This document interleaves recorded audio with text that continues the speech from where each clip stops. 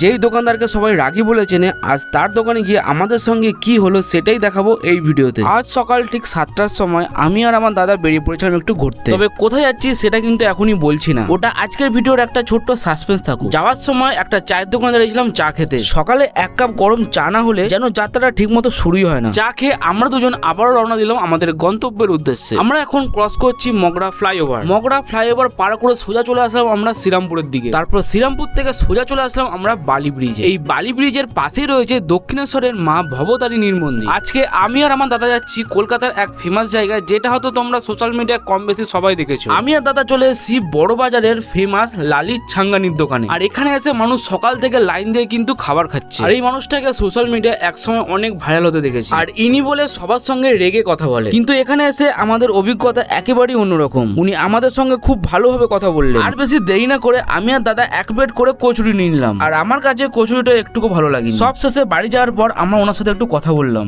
আসছি কৃষ্ণনগর যাবো, কৃষ্ণনগর থেকে এসছি। কৃষ্ণনগর দিকে হ্যাঁ, তাহলে ওখানকার মিষ্টি নিয়ে এলেন না আপনি? এর পর দিন আবার নিয়ে আসবো। ওখানকার তো মিষ্টি সব থেকে মিষ্টি সবথেকে ফেমাস, কালাকাত, তারপরে সরপুরিয়া আসলাম, কালাকাটা একটুখানি নিয়ে আসবো। তো আজকে ভিডিওটা এইটুখানি, দেখা হচ্ছে অন্য কোনো ব্লগে। ততক্ষণ সুস্থ থেকো, ভালো থেকো।